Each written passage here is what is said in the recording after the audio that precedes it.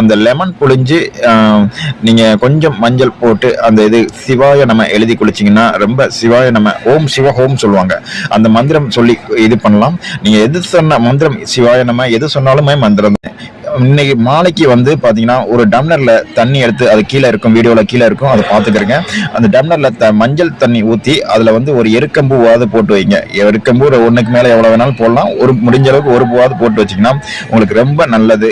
அது பண வரவு எல்லா தடைகளையும் அகற்றி கொடுக்கும். அந்த எருக்கம்பூ குறிப்பாக எருக்கம் செடி பார்த்தீங்கன்னா எல்லா இடத்துலையுமே இருக்கும் அந்த இதுக்கு. அப்போ இன்னைக்கு அதை பயன்படுத்திக்கிறீங்க. ரெண்டாவது வந்து நான் சொல்ல போகிறது வந்து பச்சை கற்பூரம், கிராம்பு, வில்வம், ஏலக்காய் இந்த பொருள் இன்னைக்கு வச்சு எரிச்சிங்கன்னா ரொம்ப நல்லது. அப்ப சிவாய நமக சிவாய நமகன்னு சொல்லிக்கிட்டே இருக்கணும். ரெண்டாவது இன்னைக்கு விளக்கு ஏத்துறது பாத்தீங்கன்னா நீங்க குலதெய்வ விளக்கு அப்படின்னு சொல்லுவாங்க. அதனால குலதெய்வத்தை வேண்டிட்டு 2 தேங்காய், முடிஞ்ச அளவு 2 தேங்காய், அது வந்து 15 எண்ணிக்கையில சொல்லுவாங்க. நீங்க வந்து 2 மட்டும் செய்யுங்க.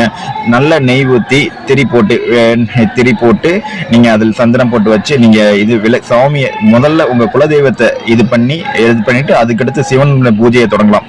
அதாவது லிங்கம் உள்ளவங்களை பூஜை செய்வர்கள் பூஜையை செய்யலாம். இப்ப நான் சொல்லி கொடுத்த இது பண்ணலாம். இன்னும் விளக்கேற்றி இந்த குலதெய்வ வழிபாடை பண்ணலாம். அது சிவனுக்கு உரியதாகவும் இருக்கும். ஏன்னா வெண்மை அது சிவனுக்கு ரொம்பவே பிடிக்கும். அதுக்கு பாத்தீங்கன்னா அப்ப அது வந்து சுக்கிரன் எல்லா இதுக்கும் ஐதீகம் வெண்மை பிடிக்கும். அந்த இதுக்கு பாத்தீங்கன்னா மகாலட்சுமி அம்சம் எல்லாமே இருக்கும். அந்த சந்திரனோட இது எல்லாமே ஆக்டிவேட் ஆகும். ரெண்டாவது முதல் நாள் பாத்தீங்கன்னா சனி பிரதோஷம் வருது.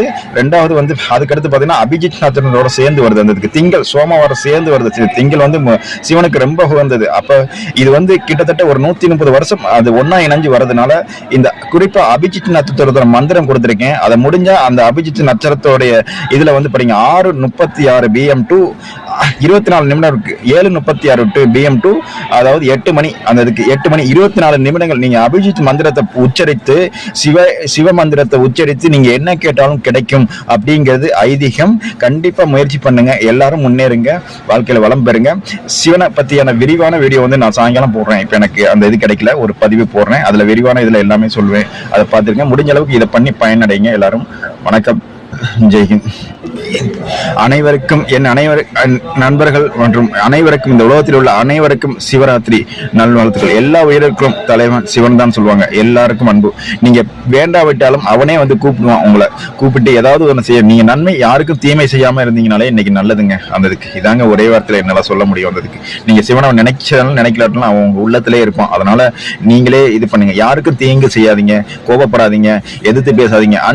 அன்பு மட்டும் காட்டுங்க. இன்னைக்கு அன்பு காட்டினீங்கனாலே போதும். பிற உயிர்கள் இடத்தில் அவனே எல்லார் இடத்திலும் சிவன் இருக்கிறதுனால பிற உயிர்களுக்கு அன்பு செலுத்தினாலே சிவ பூஜைக்கு சமம். வணக்கம், ஜெய்ஹிந்த். வணக்கம். ஓம் நம சிவாய.